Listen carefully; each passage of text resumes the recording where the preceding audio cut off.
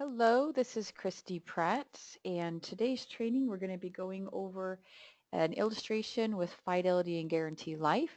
We're going to be solving for minimum death benefit and maximum accumulation. So that's what we're going to do today.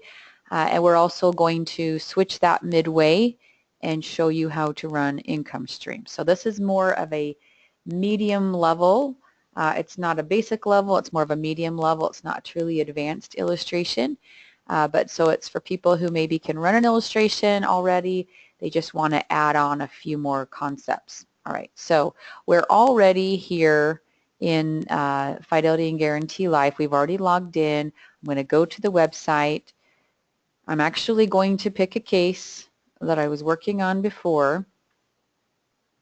So I'm going to go over here to view my cases. Once I hit view my cases, I'm going to find what I'm looking for, and I'm going to click on it. Okay. So this is you. You've already had the name, the date of birth. You have their rating put in. In this case, this is a 43-year-old female from Utah, and it's an IUL. It's the Gold, the Synergy Global Advantage Gold. And we're just going to run right over to Quotes and Illustrations tab. Now, one thing to remember, if you're working on several of the same cases, or if you have all this input in, you spend a little bit of time of inputting everything just right, one of the things that you can do is under Case Actions, with this little drop down, you can duplicate the case. Okay, you can do several things here, but today duplicating this case means I'm going to have two valued clients, and it's going to tell me you've done that successfully. Thank you. So I'm going to hit OK. And so now I know that the illustration that I did before for this valued client is going to stay with all the inputs I put in there, and now I'm just going to make some modifications. Okay, so maybe that's just for comparison's sake. Maybe you want to have a mock-up too ready to go for somebody who's in their 20s or 30s or 40s, and you can add on to it with your client's name and age and different things that happen with that case. So it's a little shortcut. I love it, use it all the time. So I wanted to let you know where that is. All right, so today, like I said, we are going to do a solve for, and what we're going to try to do is figure out the minimum death benefit that this client needs to be able to get in $500 a month. Okay, so after we've done the CNA, she has said, hey, I have $500 a month that I want to allocate towards this plan. And not necessarily the death benefit isn't the first thing that she wants. She does want it, but she does want to diminish the death benefit over time. She wants to increase the cash value. So in this case, we are going to solve for just minimum death benefit. It's the fourth one down, well, fifth one down if you have none, if you add none into that. And it says minimum DB, that's minimum death benefit. Okay, so then it's going to say, well, what are you solving for? Well, we want to solve for face, right? So we want to know how much death benefit we have to get this $500 in a month. So then it's going to come up and say, okay, well, what do you want to put in the plan? What are the premiums? And you can see that I've already put that in there. But if you haven't, it's going to show 0. You're going to click on it, and you're going to add in annually how much this client needs to put in. And then you can put a little check mark and hit OK. And that's all it's doing. Is now we're going to run it real quick. Hit OK again. You're going to notice that I have already put in paying the premiums only to age 67. That's something that she and I have discussed, right? So we already know what that's going to be. If you haven't changed that, it's just going to default to Y100, which is year 100. That's going to pay the premium all the way to age 100, or years 100, excuse me. So if you haven't changed that, change that. And all we're going to do is do a quick little solve. And I'm going to hit View and Print Illustration. You can also hit Calculate Results. Sometimes that's quicker. But I like to look at the illustration really quickly. It's going to show me what it looks like as well under the tabular details. So I'm just going to quickly glance at the second page, and it's going to show me what the minimums are. If you're not good at remembering, just jot them down real quick so we know the minimums are. So if this person ever gets into trouble, she can't pay the 500, what's the minimum that she would have to pay? Now that's, of course, if it starts out that way, if she's already funded at maximum, she may not even have to pay the minimums for a little while. But I like to glance at it really quick. All right, so page 2, minimum monthly premium, that's $78.75 is her minimum for what death benefit? Right here. $189,766 is the minimum death benefit that she will have to be able to put in $500 a month, or if you calculate that annually, that's $6,000. So look here at the tabular details. If you want what page that is, it's page 6 of 16 in Utah. Just check your inputs up here that you have their name right. 43, preferred non-tobacco, no riders. You put in the $6,000, it calculated the death benefit of $189,766. All right, so that's how you solve for minimum death benefit based on how much they want to put in. Now, if they don't have a specific number, but they eventually want to get to a number, you can solve for that and then reduce the death benefit to accommodate. So, but here we're going to start out with 6,000. What I mean by that, you can do a slow add. Maybe they only want to put in that $78 for the first year, and next year they want to increase to 100, 150. You can do that as well. So maybe we'll show you that in just a second. But just remember, I've just kept everything default, so it is just showing the 7.74. Make that a little bit bigger. It is just showing that 7.74. You can reduce that if they want to see even more conservative look into what this could look like. Maybe change it down to 5% or 6%. The non-guaranteed, the 4.5, is the fixed account, and of course this is showing you the floor. So if the real estate, the S&P, the gold did nothing, this is what their account would look like. This is a 15-year surrender, if you didn't know that. So let's go down and look at year 15. So here's year 15. Let me highlight the whole thing. There we go. Okay, so at year 15, it's showing you, so this is still kind of in the 14th year, so it's the year after. But you can see that there's still a tiny bit of surrender that they would have to pay if they closed this. They would lose a little bit of money, not pay. They would just lose a little bit of money in their account value. But right here, the next year, it's exactly the same. Okay, the surrender value here is going to diminish, so it's going to start out at 10% and it's going to go down, around half a point to a point each year till 15 years. So you can point that out to your client. But really, I'm looking at, okay, so if they have this policy for the 15 years or out of surrender, how much have they put in? Right here, she's put in 120. Her account value is 227. You add that to the death benefit of that 189, and you have what would be left over to her family if she were to die. But now, I want to look at this at age 67. See, and she's not going to be paying any more into it. Her choice. She has about 330 that she could do whatever she wanted with. Now, very commonly, and one of the greatest benefits to these plans is you can take out a policy loan. And of course, policy loans are tax-free. So if that's the case, maybe she wants to do an income stream. So I'm going to show you how we do that. So now we know that the minimum death benefit, what that is. So we don't care about that anymore. We've got it. If you don't like these numbers, which for some reason I don't like those numbers, I'll either just go up to 190. I like that better. I like equal or round numbers. I know that was a round number. I'm just saying I like the way that it looks different. So I just changed that because I wanted to. There you go.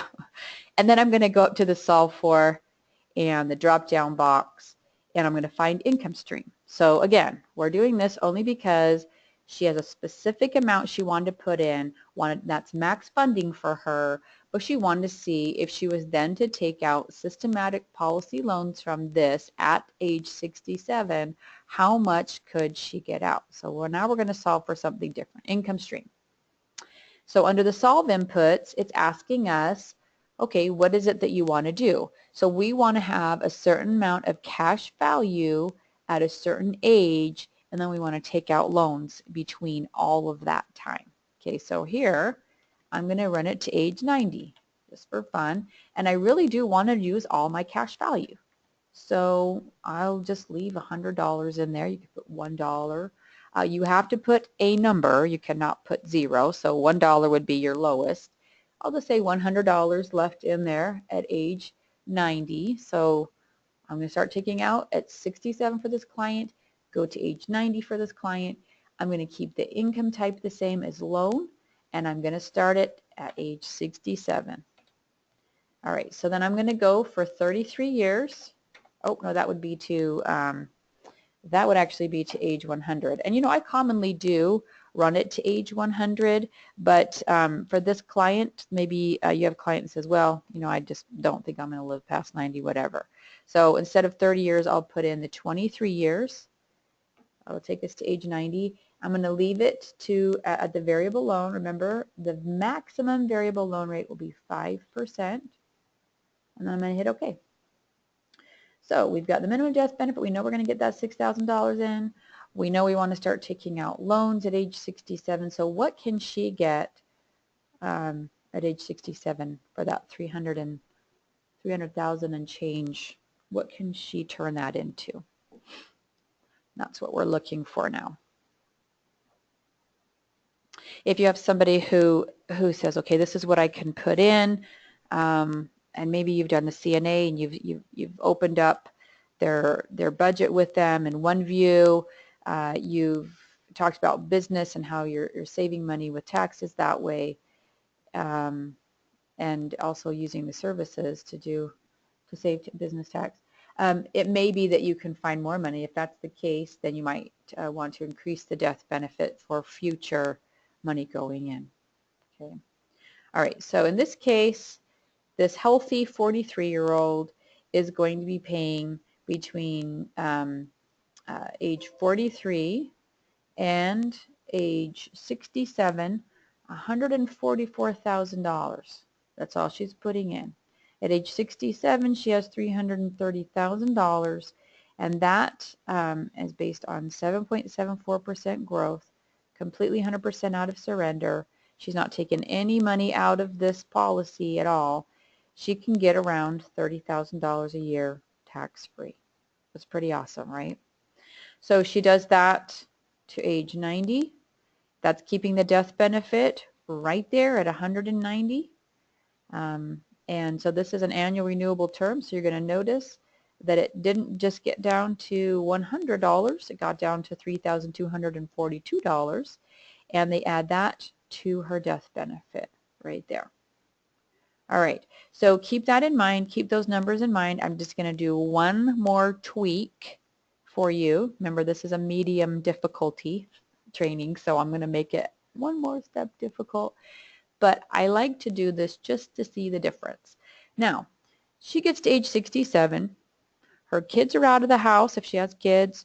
Hopefully her mortgage is paid off or she's doing something so she doesn't have a lot of output in her daily life. Maybe she has some Social Security benefits. I don't know. She's kind of young. She's 43. Who knows what will happen there. But maybe she doesn't need $190,000 of death benefit. So we want to slowly decrease that over time. So what we would do is we come down to face amount. We have an increasing benefit, right? So it's keeping that cash value separate from the death benefit. What we're going to do now is we're going to click this button. It says change face amount option. We're going to have another pop-up box. It says change face amount option at the top. We're going to, it defaults, by the way, to A, even though we had picked B. But in this box, you've got to make sure you change the option here. We want to start out with B, increasing. She's young. We can get more money in that way. We hit OK. And then we're going to go down to age 67. And we're going to change it to A. Now what this is going to do is whatever she has in her cash value at that time, it's going to start decreasing the death benefit. So let's say that she has 190 and in her cash value she had $90,000. Then she would only be paying then in that case for $100,000 of death benefit, and if she was to die she would get the 190. Okay, so whatever's in the cash value, it's decreasing the death benefit essentially to match what you had originally put. So 190, she has cash value of 90, then she would only be paying for $100,000 of the death benefit. Okay, so cash value comes to her family, so does the death benefit, but the death benefit is at that point $100,000. Hopefully that makes sense. If it doesn't, you can always call me and we can actually go into that more specifically. But here, age 67, I'm going to level off that death benefit, pick check mark, make sure you did it on that date or that age right there. Don't be confused with number of years and age. If you get confused, just come up here. It's the second column, age. Did it at age 67, hit OK, and you can see here that we've done that. Now, one thing that I didn't specify to you, I'm going to go back into these details, is that the death benefit, we have it in there as 190, which is I just want you to always check. This trips people up all the time because if I went back and let's say I had just changed the death benefit to 200,000, it's not going to carry over here. So always check to see, it pulled it from the first time, but if you make any changes, you have to make sure you specifically put in that face amount. Okay, so if I just went over here, I'm like, oh, you know what? I want to increase it because in 10 years, she said she could put in, you know, $600 a month. And so I want to make sure she can put in $7,200 annually. And so I'm going to increase that by 10,000. Make sure you do it right here. Okay, don't just do it here. Go into the details and do it there. All right. So ready to see what that looks like? We just changed it. Remember, this is all we're looking at now. This differently. Remember, we had that $30,000 and change coming out at age 67. All we've done now is we're just going to decrease that death benefit slowly over time because she doesn't need it. Okay, and we're just showing it to her. She can't, just by running this illustration doesn't mean that it's going to change at age 67 automatically. It's not going to do that. You're still her agent. You're still going to counsel with her every year at annual reviews. And when she becomes age 67, if you're still managing that case, you're going to say, hey, remember how we talked about this? Maybe it even happens for her earlier. Remember how we talked about this? Do you need that death benefit? We can save some costs, more money back in your pocket by decreasing that. So that's a choice they make later. I'm just showing you how to illustrate it to see how much difference it will be in the amount of policy loan she can get out each year between age 67 and 90. Sometimes it makes a big difference and sometimes it doesn't. Again, it's not a choice they have to make right now. It's you for the agent illustrating some of the options that they have at that age. And quite frankly, they work better if that is the plan. Otherwise, you're paying a lot of money for the cost of insurance at age 67. Okay, so coming down here, I shouldn't have blown it up till we got there. So again, on page 6, on the tabular details, we've changed nothing up here. It's all the same. So look, at age 67, if she has 330 and change, add that to the 190 and you get the death benefit. Now what you're going to start seeing is instead of 30,000, she's getting an extra $2,000 a year. So it just did increase just a little bit, and she's going to be diminishing that death benefit. Okay, so let's look at age 90. Okay, so at age 90, okay, she has $9,301 in her cash surrender value. So it's everything that she's dwindled down. She's pulled out $737,000. That's awesome. She's only put in 144. Remember, we told the system to go down all the way until, you know, I think we put $100, and it couldn't quite get there at age 90. So we have $9,301, and the death benefit then is 72. So it didn't dwindle all the way down. Now, if I had maybe asked it to go to age 100, maybe this 9,301, if that was what was left at that point, would also be the death benefit. Eventually, the surrender value does become the death benefit. So whatever's left in their surrender value will be the death benefit. So that is how you change it from solving for minimum death benefit, changing it then to income stream, and changing it so that it is a level benefit at age 67. So hopefully you guys have learned something here. Play around with it, make those changes. If you get stumped, you can always email me or call me. My email is cpratt@turnout.com, or you can call the corporate office and they can send you to me. So have a great day.